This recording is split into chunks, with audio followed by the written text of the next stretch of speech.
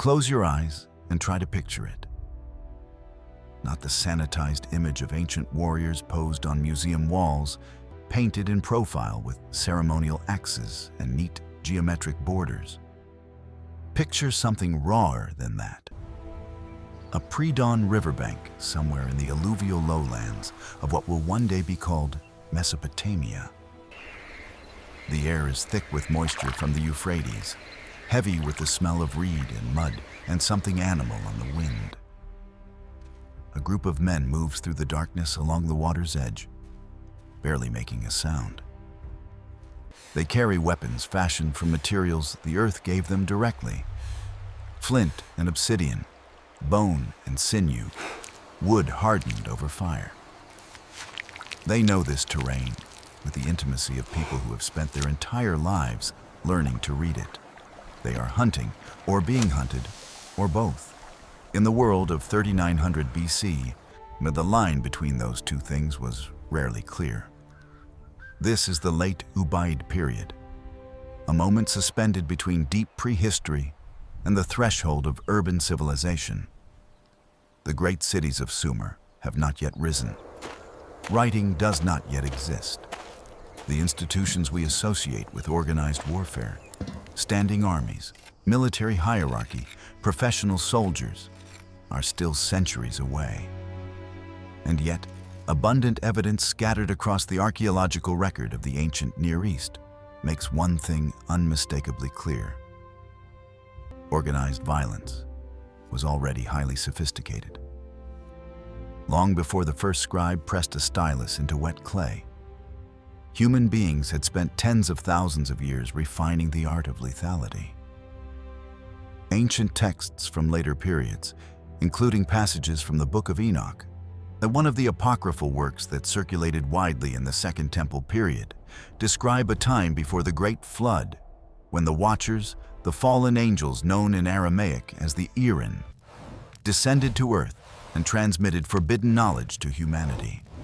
Among the teachings attributed to these beings was instruction in metalworking, enchantments, the cutting of roots, and critically, the knowledge of how to make weapons of war. The Book of Enoch specifically attributes to Azazel, one of the chief watchers, the teaching of swords, knives, shields, and breastplates. Whether one reads this as theological history, cultural memory, or mythological reflection, the tradition captures something real. That the sudden flowering of weapons technology and organized violence in the ancient Near East felt, even to the people living through it, that's like knowledge that had arrived from somewhere beyond ordinary human understanding. The Nephilim, those enigmatic figures described in Genesis 6 as the offspring of the sons of God and the daughters of men, are associated in these traditions with extraordinary physical power and a capacity for violence on a scale that horrified ordinary people. The tradition describes them as mighty men, men of renown, warriors whose deeds were remembered across generations, even as the societies that remembered them were swept away.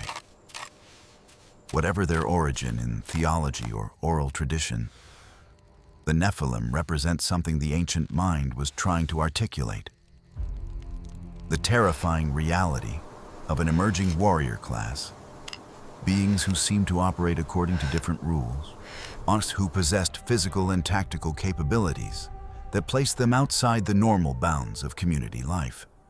The archaeological record from sites like Tel Brak in northeastern Syria and Arslan Tepe in what is now eastern Turkey gives us concrete glimpses into what elite violence looked like in the centuries surrounding 3900 BC.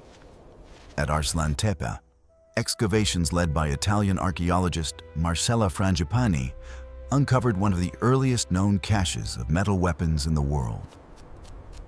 Dated to approximately 3300 BC, just a few centuries after our period of focus. Among the finds were bronze and arsenical copper swords, spearheads, and lanceheads, some of the oldest swords ever discovered anywhere on Earth. These were not agricultural tools repurposed for fighting. They were purpose-built instruments of lethality, nard, objects whose entire design logic was the efficient destruction of human bodies. Someone thought carefully about how to make them. Someone trained to use them. Someone funded their production. This was already in embryonic form, a professional military enterprise.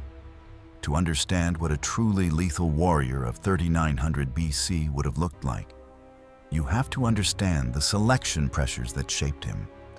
This was not a world where physical fitness was pursued in a gymnasium or measured on a standardized scale. Fitness was simply survival. From childhood, the boys who would become fighters in late Ubaid Mesopotamia or the hill communities of the Zagros foothills would have walked enormous distances, lifted heavy loads, gone without food for extended periods, endured extremes of temperature, and developed sensory awareness of their environment at a level almost incomprehensible to modern urban people. Their bodies would have been lean in the way that working animals are lean, carrying no unnecessary mass. Every muscle the product of actual physical labor rather than exercise for its own sake. Skeletal analysis from burial sites of this period consistently shows evidence of stress markers on bones accumulated at the joints and spines of individuals who had spent their lives in sustained physical exertion. Combat in this era was intimate in a way that later military history would progressively move away from. The invention of ranged weapons, siege engines, and eventually firearms created ever greater distances between fighters. In 3900 BC, the decisive moment of violence was almost always close, personal, and resolved in seconds. A warrior who survived multiple engagements would have learned, through brutal experience, exactly how human bodies fail, and exactly how to induce that failure most efficiently. The obsidian blades knapped by craftsmen in this period were capable of edges sharper than modern surgical steel. A flint-tipped spear, thrown with the leverage of a spear thrower, could penetrate leather and early copper armor at ranges that would surprise most modern observers. The bow, already present in this period across much of the Near East, could deliver a killing shot at distances beyond 100 meters in skilled hands. What made someone elite in this context was not simply strength or aggression. The warriors who survived and led were almost certainly distinguished by a complex of cognitive and perceptual abilities alongside the physical. Tracking skills, the ability to read terrain, to move silently, to maintain spatial awareness in conditions of darkness or extreme stress, to anticipate and deceive, were as valuable as any weapon. Ethnographic studies of hunter-gatherer and early pastoral societies suggest that the most effective fighters were typically older men in their 30s and 40s, rather than young men in their physical peak. Because experience and judgment consistently outperform raw power in the kind of asymmetric, ambush-oriented warfare that characterized this period. Youth brought speed, age brought pattern recognition, and pattern recognition kept you alive. The tactics of this era would have been deeply rooted in the logic of the hunt. The same skills that allowed a group of hunters to take down an aurochs, a wild bull that could weigh over 1,000 kilograms and possessed genuine capacity to kill humans, translated directly into the skills needed to overwhelm a rival group. The approach in darkness or from downwind, the use of terrain to funnel and confuse, the coordinated application of force from multiple angles simultaneously, the strategic withdrawal to draw opponents into unfavorable ground. These were not strategies invented by military theorists. They were strategies refined over hundreds of thousands of years by our ancestors hunting animals far more dangerous than themselves, and then turned, with terrible efficiency, on other human beings. Raiding was almost certainly the dominant form of organized violence in late Ubaid Mesopotamia. The settlement patterns of this period, visible at sites like Eridu and the cluster of small agricultural communities that grew up around the rivers and irrigation channels of the southern alluvial plain show communities that were close enough to interact economically, but also close enough to raid each other's stored grain, livestock, and human captives during periods of scarcity or social tension. The movement of obsidian from its sources in Anatolia and around Lake Van, visible in the material record across hundreds of kilometers, tells us that networks of exchange connected communities across enormous distances. It also tells us that people moved, and wherever people moved with valuable goods, other people waited to take those goods by force. The emergence of something resembling a warrior caste or elite fighting class in this period is suggested by burial evidence from across the region. These cross-sections reveal a clear At several sites dating to the late 5th and early 4th millennia BC, archaeologists have found graves that stand apart from ordinary community burials in both the quantity and quality of goods interred with the deceased. Weapons appear in these graves with a frequency that suggests they were identity objects as much as functional tools, markers of a social role that was recognized and honored by the community. The care with which some of these weapons were made, the fine flint knapping, the polished stone mace heads, the earliest copper implements, speaks to a division of labor in which skilled craftsmen were producing specialized goods for a specialized class of people whose social function was violence. The mace, in particular, deserves attention as the signature weapon of elite status in this region and period. Heavy stone spheres or pear-shaped heads mounted on wooden handles. Maces are among the earliest weapons to appear, with symbolic as well as functional significance in the ancient Near East. They appear in temple deposits, in elite burials, in the earliest pictographic writing systems as symbols of royal and divine authority. The god Ningirsu carries a mace. The pharaoh raises a mace above a defeated enemy in Egyptian art that stretches back to pre-dynastic times. Something about the mace, its bone-shattering weight, its requirement for close contact, its ability to overwhelm even primitive armor, made it the emblem of supreme power in the ancient mind. To carry a fine mace in 3900 BC was to announce something about yourself that went beyond simple aggression. It was a statement of status, training, and the social authority to use lethal force on behalf of or against the community. The traditions preserved in the Book of Enoch and in later Sumerian mythological texts like the Epic of Gilgamesh, who is himself described as 2/3 divine and famous for his physical might, reflect a genuine cultural memory of individuals who stood apart from ordinary people in their capacity for organized violence.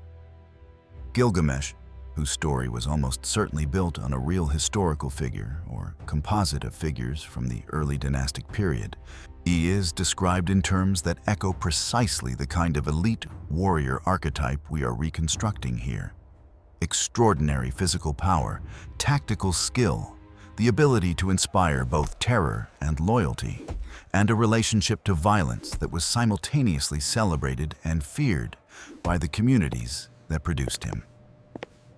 The Nephilim of Genesis and the heroes of Enoch occupy the same cultural space, beings whose capabilities place them at the intersection of the human and something beyond it. What we catch in the archaeological record of 3900 BC is a world in the process of transformation. The relatively egalitarian social structures of earlier Ubaid communities were beginning to stratify. Surplus agriculture made accumulation possible. Accumulation made hierarchy possible. Hierarchy made the protection and expansion of accumulated resources not just desirable, but necessary. Into that necessity stepped a class of people whose entire identity, whose social value, whose claim to resources and status was organized around their capacity to do violence efficiently.